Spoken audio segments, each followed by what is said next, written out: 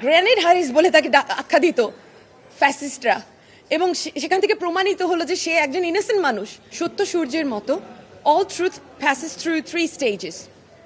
Okay, so first it is ridiculed, and secondly it goes through violent opposing, and thirdly it's accepted as being self-evident. আব্বুর ব্যাপারে যে সত্যটা, সেটা এই 3টি স্টেজের মধ্যে দিয়ে গেছে, অগ্নি পরীক্ষার মধ্যে দিয়ে গেছে। আমি শুরু থেকেই বলেছি, আমি দাফন করেছি নিজের হাতে, আমার বুকে আমার বাবা মারা গেছেন, এবং সেই সত্যটা বেরিয়ে আসলো। এটা দুঃখজনক যে আমাকে এটার মধ্যে দিয়ে যেতে হলো। আমাদের বাংলাদেশের ইতিহাসের ডার্কেস্ট টাইম আমরা পার করেছি, এবং এখনও সেই ডার্ক টাইমের কিছুটা রয়ে গেছে, এখনও রেসিডিউ রয়ে গেছে। আমরা সেই টাইমের মধ্যে দিয়ে যাচ্ছি, এবং এই যে এ ধরনের রায় পাওয়া মাননীয় মহামান্য আদালতের কাছ থেকে পেলাম, এবং সরকার যে সুবিধাটা, যে নতুন খণ্ডকালীন সরকার যেই আমাকে সুবিধাটা করে দিল, সেটা হচ্ছে যে আলোর রশ্মি যেটা আসছে, আস্তে আস্তে অন্ধকার দূর হচ্ছে, তার প্রমাণ। আমি কৃতজ্ঞ এই সরকারের উপদেষ্টা তাদের কাছে।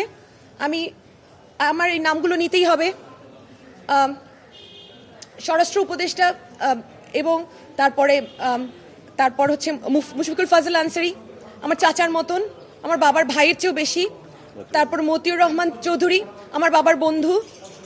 তারপর হচ্ছেন স্বরাষ্ট্র সচিব আব্দুল মোমেন। ইনাদের সবার কাছে আমি কৃতজ্ঞ। আমার আব্বুর বন্ধু হচ্ছেন খোদাবক্স সাহেব, আমার আঙ্কেল। ওনারা আমাকে যদি সাহায্য না করতেন আমি এটা অ্যাচিভ করতে পারতাম না, এবং শুরু থেকে মুশফিক চাচা এবং মতিউর রহমান আঙ্কেল যদি আমার সাথে না থাকতেন আমি করতে পারতাম না। আমাকে স্পেশাল ব্রাঞ্চ থেকে সাহায্য করা হয়েছে, পুলিশের সাভার থানা আমাকে অসম্ভব সাহায্য করেছে। তারা দিন রাত কষ্ট করেছেন, এখন পর্যন্ত কষ্ট করে যাচ্ছেন, এবং কাজ এখনো বাকি আছে। আমার আব্বুর দেহাবশেষ সংরক্ষিত ঢাকা মেডিকেলে, এবং সেখান থেকে আব্বুকে দাফন করতে নিয়ে যাওয়া হবে সিলেটে। একটা প্রসেসের মধ্যে দিয়ে যেতে হবে, প্রশাসনের অনেক জটিলতা আছে। এখনো আমাদের প্রশাসন সম্পূর্ণ রূপে ফ্যাসিজম মুক্ত নয়, এবং যারা এটাতে যুদ্ধ করছেন তারা প্রশাসনের থেকে যুদ্ধ করছেন, এবং তারা অ্যাকচুয়ালি খুব ভালো করছেন ইনশাল্লাহ। I'm really hopeful and I'm really proud of them, and I'm proud to have them by my side. I'm proud to have Madin by my side. He's like my younger brother, এবং সে একজন barrister, এবং আমাকে সাহায্য করেছেন আমার uncle সাদি uncle, barrister advocate সাদি। এবং আমি সবার কাছে কৃতজ্ঞ, অসম্ভব কৃতজ্ঞ। আপনাদের সবার কাছে কৃতজ্ঞ, আপনারা আমাকে সত্য তুলে ধরতে সাহায্য করেছেন। গ্রেনেড হারিস বলে তাকে আখ্যা দিত ফ্যাসিস্টরা, এবং সেখান থেকে প্রমাণিত হলো যে সে একজন ইনোসেন্ট মানুষ। তাকে মিথ্যা একটা বর্বরচিত একটা হামলায়, যেটাতে এতগুলো মানুষ মারা গেছে, সেটাতে তাকে অ্যাকিউজ করে, নোংরাভাবে একটা প্লট করে, ষড়যন্ত্র করে তাকে ওই মামলায় জড়িয়েছে। আরও মামলা পেন্ডিং আছে। সেখান থেকে সে আস্তে আস্তে বেরিয়ে আসছে, কিন্তু সে নেই সেটা দেখার জন্য। তার থাকার কথা ছিল। আপনারা দেশ মুক্তির আনন্দ উদযাপন করেছেন, আমরা করিনি, আমরা কেঁদেছি। আমরা গত পরশু দিন যখন রায়টা আসলো, আমার দিন গেছে কেঁদে। আব্বু নেই দেখার জন্য। আজ 3 বছর পর উনি নিষ্পাপ, সেটা প্রমাণিত হলেন, আরও হবেন ইনশাল্লাহ। আবুল হারিস চৌধুরী, যাকে মাহবুবুর রহমান নামে গত সরকার দাফন দিয়েছিলেন এবং আমাদেরকে ওনার প্রকৃত পরিচয় উদ্ঘাটন করতে বারণ করেছিলেন, এবং জোর করে খুবই দ্রুততম সময়ের মধ্যে ওনার মূল পরিচয় গোপন করে তাকে সাভারের বিরুলিয়াতে একটি মাদ্রাসায় দাফন করতে বাধ্য করেছিলেন। তো আমরা ওনার প্রকৃত পরিচয় উদ্ঘাটনের জন্য ওনার মেয়ে, উনি একটি রিট পিটিশন দায়ের করেন।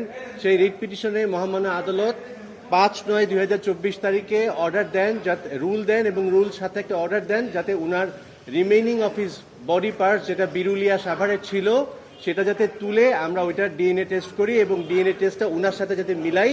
যদি ওনার সাথে ডিএনএ টেস্টটা মিলে যায়, তার মানে হচ্ছে যে জনাব আবুল হাসান, ওই ডেড বডিটা হারিস চৌধুরী সাহেবের এবং উনার বাবার।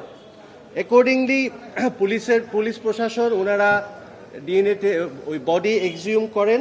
বডি এক্সিউম করার পর বডি এক্সিউম করা হয় আপনার 16/10/2024, 16ই অক্টোবর 2024-এ জামিয়া খাতামুন নাবিউন মাদ্রাসা সাভার বিরুলিয়া থেকে। আপনারা মিডিয়ার অনেকে জানেন, অনেকে উপস্থিত ছিলেন। তারপর দীর্ঘ সময় ধরে ডিএনএ টেস্ট করা হয়। ডিএনএ টেস্ট করার পরে 5ই নভেম্বর একটি ডিএনএ টেস্টের রেজাল্ট আসে।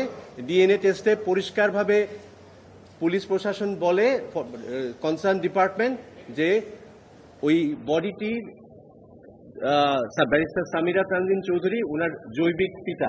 তার মানে উনার পরিচয় নিয়ে আর কোনো সন্দেহ থাকে না যে যে বডিটি ওখানে কবর দেওয়া হয়েছিল সেটি পরিষ্কারভাবেই ব্যারিস্টার সামিরা তানজিন চৌধুরী উনার পিতার। এবং পুলিশ প্রশাসন তাদের as per the court order তারা সুপ্রিম কোর্টের রেজিস্ট্রারের কাছে পরবর্তী সপ্তাহে I think 10th or 11th November ওরা এসে ডিএনএ রিপোর্টটা দিয়ে যায় এবং আমাদেরকেও একটা কপি দেয়। কপি পাওয়ার পরে আমরা মহামান্য হাইকোর্ট ডিভিশনে আজকে আরও 2টি অ্যাপ্লিকেশন ফাইল করি।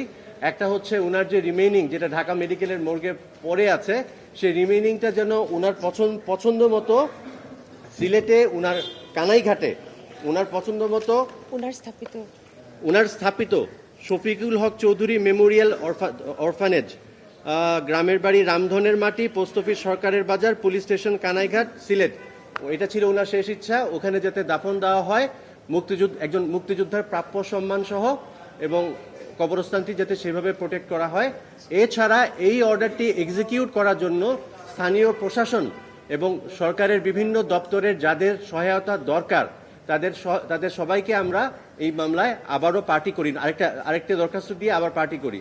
মহামান্য আদালত বিজয় বিশ মহামান্য বিচারপতি ফাহমিদা কাদের এবং মহামান্য বিচারপতি ববিনা আসাফ ওনারা আজকে দীর্ঘ সময় আবেদন দুটি শুনানির পরে দুটি আবেদনই আমাদের অ্যালাউ করেন এবং অর্ডার করেন যাতে আমরা অতি দ্রুত ওনার যে বডি রিমেইনিংস ঢাকা মেডিকেলের মর্গে আছে আমরা সেটি যেন ওনার পছন্দ মতো সিলেটের কানাইঘাটে ওনার স্থাপিত কবরস্থানে একজন প্রকৃত মুক্তিযোদ্ধার সম্মানে প্রাপ্য সম্মান অনুযায়ী রাষ্ট্র যাতে তাকে সেখানে কবর দেয় এবং এছাড়াও আনুষঙ্গিক যা যা ব্যবস্থা নেওয়া দরকার সেগুলা নেওয়ার জন্য প্রয়োজনীয় আদেশ দেয়।